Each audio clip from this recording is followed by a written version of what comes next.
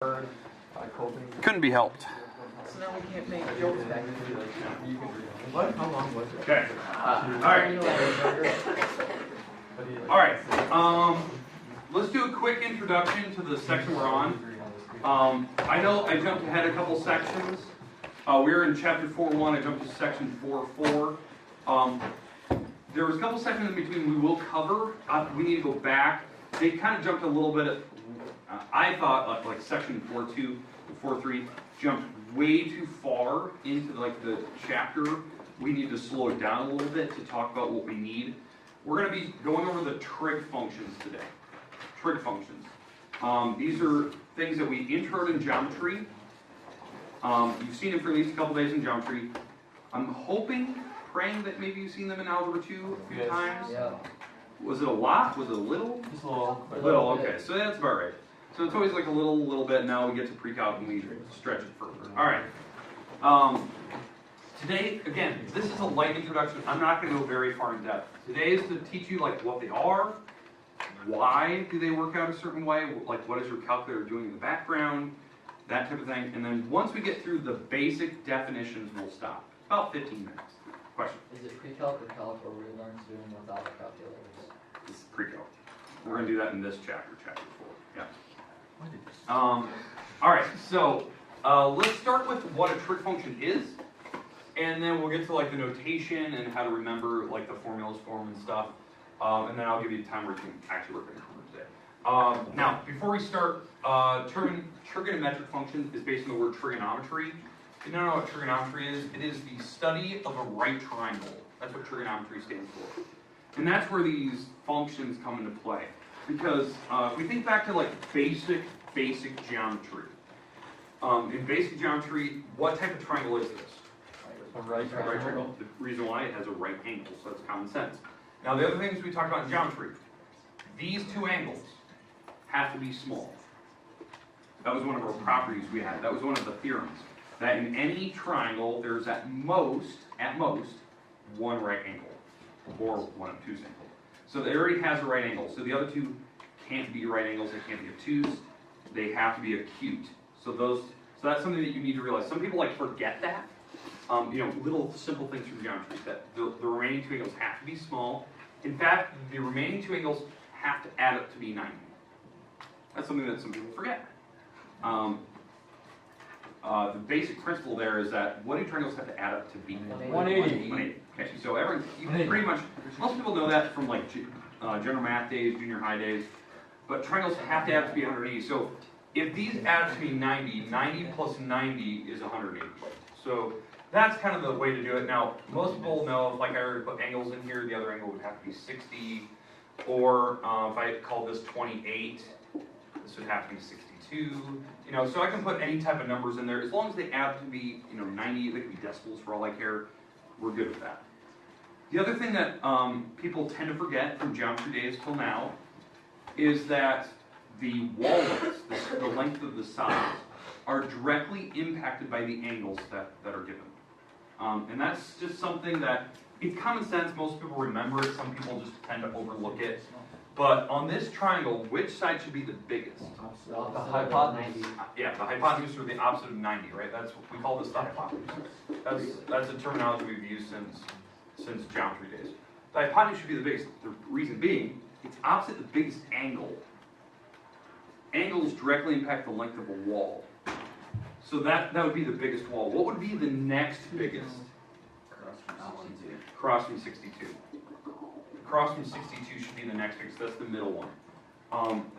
I don't know why. It's just, I know from previous years, when we start going through this, I'll get some silly answers that when we start trying to solve for walls on the triangle, I'll have somebody that will, they'll go through their math, they'll tell me this side's 10, this side's 15. Doesn't make any sense. That shouldn't happen, because the wall that's opposite 28 should be the smallest. So maybe you had your numbers switched around by accident. Maybe you found this wall and that was 10, and then this one was 15. I know my picture's not drawn to scale. It's not going to. It's just that the walls are directly impacted by the length of an angle. Because if you think about what 62 degrees means, if you were to draw what 62 degrees is, that's a really big angle. So that's why it's directly telling you how tall something is. That's what's forming the right angle. So it's just one of those little pet peeves. It's one of those things I like to intro at the beginning of this chapter, just to make sure that you're not making those silly mistakes as you go through it. But that's trigonometry, right? We're talking about basic right triangle stuff, things that you should know about a right triangle. So certain walls or certain measures. Now let's talk about the actual trig functions themselves. Okay, I'm betting on most of you remember the names of them. The names are sine, Cosine, tangent. cosine, Oh, I hate these. and tangent. So these are the three main ones. What I want you to remember about these functions is their purpose. What I tend to use them for is to find a missing piece of a triangle, a right triangle. Eventually in this class I will show you how we can apply these basic trig functions to any type of triangle, not just a right, but that comes later. That's like chapter 5 material when we start talking about those. We're basically, for the next couple sections, going to be really focused on basic stuff about these. How to use them to find certain things, how they're directly related to each other. There's other trig functions that are involved, but I want you to know the basics today, just a real rough intro. So the word sine, let's talk about that one, just real basic. The word sine is a relationship of an angle, so we'll call the angle theta, and two walls that it directly impacts. That's what sine stands for. That's how your calculator knows what to do. It knows that when you have sine, when you type that in a calculator, it knows that this angle directly impacts the opposite wall that's across from it and the hypotenuse wall. That's what it's programmed in your calculator to do. So it knows that when you type this on a calculator, sine of 30 degrees on a calculator, it knows that it should take these two walls in relationship to each other, divide them, it actually will divide these two walls, like the actual numbers, and it will tell you on the screen 0.5. So, if you have a calculator, so please take it out if you have it. If you don't, I have some up here if you want to try it. So type in sine of 30.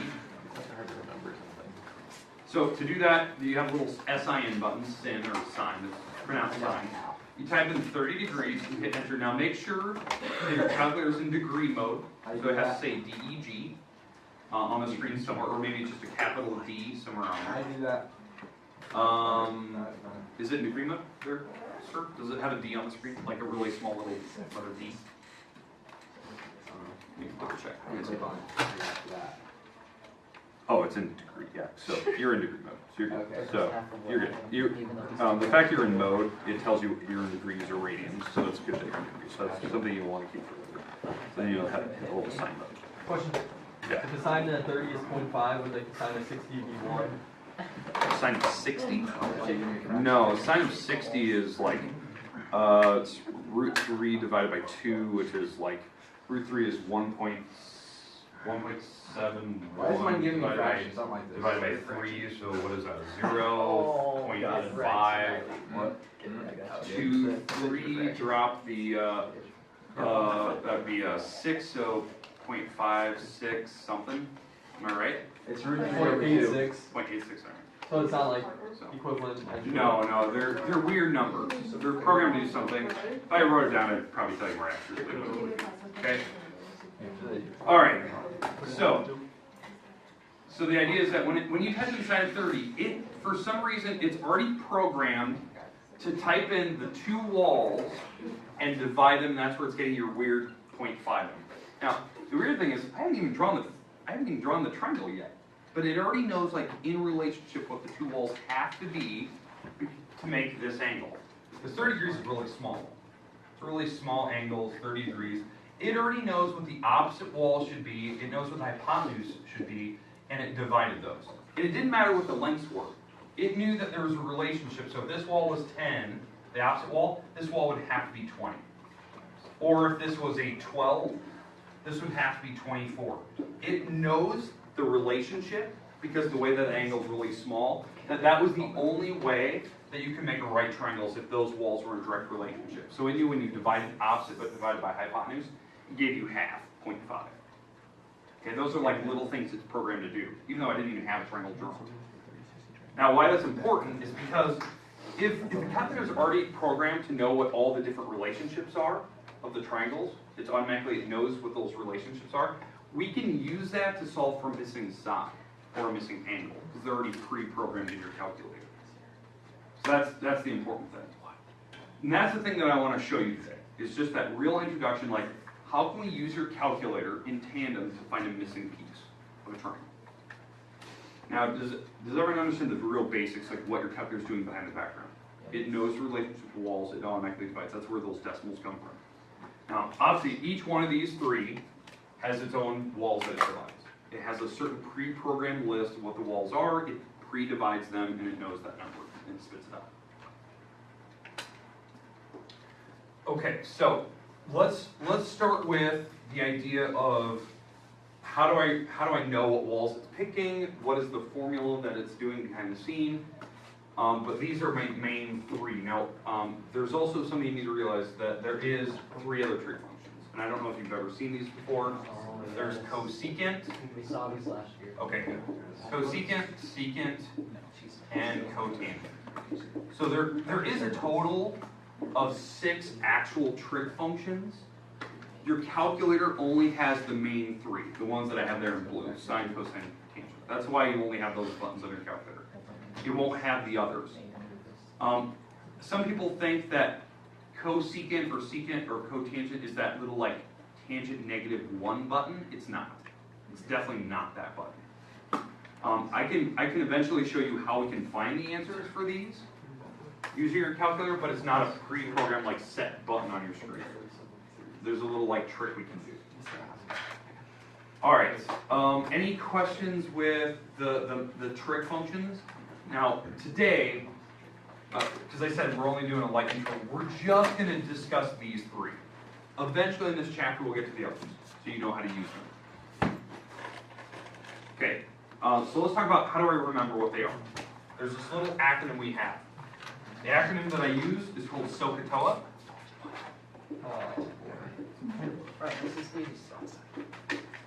Okay, this is a little acronym that we use. Typically, I always have it on the board somewhere, like test days. Most people know it, they just kind of remember it. But what that little acronym stands for, it actually tells you what your trig functions are. The capital letters out front are these. So it's actually telling you what your formula is. So it's your sine, cosine, tangent. That's where SOHCAHTOA comes from. The second letters, these are actually the fraction that your calculator is pre-programmed to divide on the screen. So when I look at a right triangle, I know exactly which walls your calculator is going to choose to divide automatically. So let's just talk about the first one. We'll just talk about this one right here, just so you can get a brief introduction to it. So let me draw a triangle here. Let's say I have my right triangle. I want to put an angle in there. I'm just going to use one angle in here. Let's just use theta. I can put theta wherever I want. I'm just going to put it right here. That's going to be my set angle, because I know there's another angle up here, but I don't really care about it. This wall, or this angle here, is directly impacting the angles, or the walls around it. This wall that's across from it is called the opposite wall. That's the opposite wall to your angle. It's the opposite side of the picture. This wall right here that's next to it is called the adjacent. It's the wall that's directly next to it. So, for instance, like Jillian and Ethan, you guys are adjacent to each other. You're next to each other. That's how I remember that. And then obviously the biggest wall of my right triangle is always called hypotenuse. So that one never changes. The hypotenuse will never change on your picture. It's always the one that's the biggest wall. It's the one opposite of 90. The opposite and adjacent, those walls could change. They could change names. Depends where your angle sits. So if I were to pick this angle up here, let's say I was picking that one, let's call it beta. Let's say this is my angle beta. The wall that's across this would now be the opposite wall, this would be the adjacent. So it does depend on where your angle is. So you can label. So when I first start, I gotta figure out what my angle is, and then I can label the walls from there. So I'm using this. Now, what this stands for, this is how your calculator's choosing to do its calculation. The S stands for sine of your angle. So you pre-program what theta is into it, so sine of the angle. And what it will do on the screen is it will take the O and H, that's these letters here, O, A, and H, right? It's taking the opposite and the hypotenuse and putting those on top of each other. So the O is the middle letter, that will be on the top. So the middle letter is always on the tops. So opposite, that's what the O stands for. And it's going to divide by the back letter. The back letter is the hypotenuse. And that's what your calculator pre-programmed. When we type in like sine of 30 degrees, it automatically knew to take opposite divided by hypotenuse. Okay, so somebody give me a random angle number. 28 degrees. 28. Okay, I heard 28. And I heard, what, a 37? Yes. Okay, so 28 degrees. So that'll be my angle. We'll pick the hypotenuse as, what was that, 37? That I heard? Okay, so 37 inches, let's say. So if these are my numbers, I could find the missing pieces to my triangle. Obviously, I could find the angle in the corner. Because what do these two angles have to have? 90. So this would have to be a 62 for that to work. So I'm not worried about the angle. To find the wall lengths, this is where I would use these trig functions.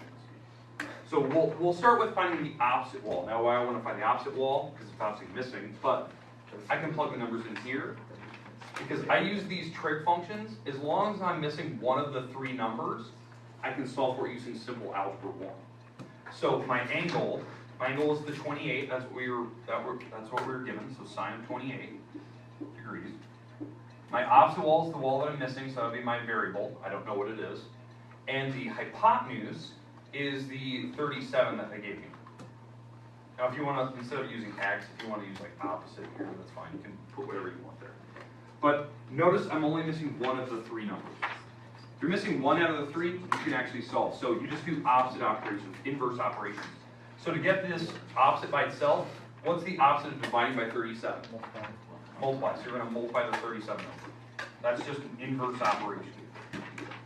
That way I can get the opposite to be by itself.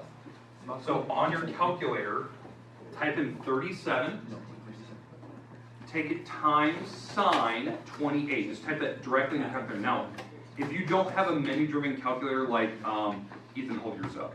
That's a menu-driven calculator. He can type that in exactly how he sees it on the board and hit enter. Yeah, if you see Olson's, he doesn't have a menu-driven. I see that. So he has to type in everything almost backwards because his can't show him everything he's typing. It does one calculation at a time. So for Olson, you need to type in almost everything exactly backwards. So you have to type in the 28 sine and then type times 37. It's weird how you have to go backwards because you can't see it across the screen. So, did everyone type this in correctly? Then just hit enter on your calculator. 17.37. 17 point what? 37. 37. And that would be, this would be the opposite wall. That would be in terms of like inches or whatever my label is. Now, does that make sense? Like what that number is?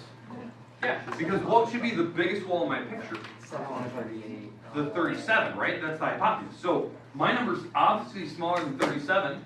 In fact, it should be really small because 28 degrees is really small compared to 90 degrees.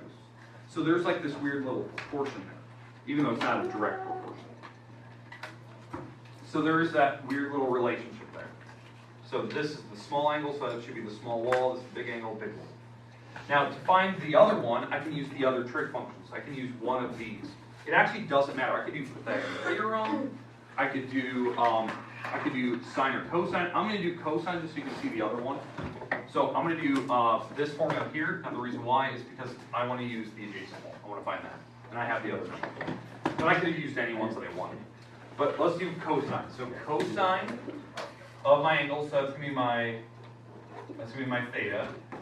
That's the adjacent over hypotenuse. Now, how I remember, because some people are like, how do you remember that? It's this. I'm doing the cosine of the angle. A goes on the top, H goes on the bottom. That's how I remember. That's why I use SOHCAHTOA. So my angle, what was the angle that we were using? 28. So cosine of 28 degrees. And it has to be degrees. Make sure it's in degree mode. The adjacent wall is the wall I'm missing, so I'll just leave that alone. And the hypotenuse is the wall that I was given. I was given the 37 earlier. So we multiply this number over, and I already hear some people actually doing the calculations. So cosine 28. So what do we get? 32.67. 32.67. So people are getting? Yes. Everyone got that? Okay. Does that number make sense? Yes. It's definitely smaller than the wall that's opposite the 90, the hypotenuse wall. And it's kind of big, right? It's bigger than the other wall. This should be the smallest wall here, the opposite. This should be the next biggest, and then this should be the absolute biggest. And this makes sense. This angle is 62. That's a bigger angle compared to 28. So it definitely should be a bigger number. 32 to me, yeah, it seems about right. It wasn't 37. It wasn't exactly 37. So the closer you get to 90 degrees, the closer you get to 37 as a number. So 32 makes sense. Okay, but you see how I can use trig functions. The problem is that people always get confused on is that there's many, many different ways I could have solved for the missing walls or the missing sides. You know, like right here, when I was here before I moved to cosine, I could have done Pythagorean theorem. We'll discuss that tomorrow. Or I could have done the tangent function because I was missing only one of the numbers out of the three. So you got to know kind of which one to use. That's what we're going to be going tomorrow. Today was just to focus on can you use your calculator correctly, preferably not a cell phone. Cell phones, some certain cell phones, are not programmed to do degree mode. They're programmed to do radians. So you might get iPhone? I don't know. So is it? I don't use my phone. You can do it, so I will even know. I just want to make sure everyone knows how to use your calculator correctly because that's something that I definitely will not discuss on test day. Like, oh, Ward, how do I do sine and cosine? I'm not going to tell you on test day. That's something you need to know before you walk in. So if you start using mine a lot, you better figure it out before test day. Okay, no cell phones, especially when we get to this homework, because you're not allowed to use cell phones on test or anything like that, so you got to get kind of used to that. Okay, any questions with the intro today? You have the rest of class today to work. Page 473, 472, 473 is due tomorrow. 472 is due today. I know some people already turned it in. The video from Friday, if you were gone, that is already online. I made sure it was this morning. So I made sure that it's there. I'll be up with the homework though. Okay. What's your video? We're gonna start like giving sounds and everything. Maybe I was looking at the wrong one. Double check one more time because now I'm worried that my website is It was definitely on like 7:30 this morning. What's that mouth? See, you did it again.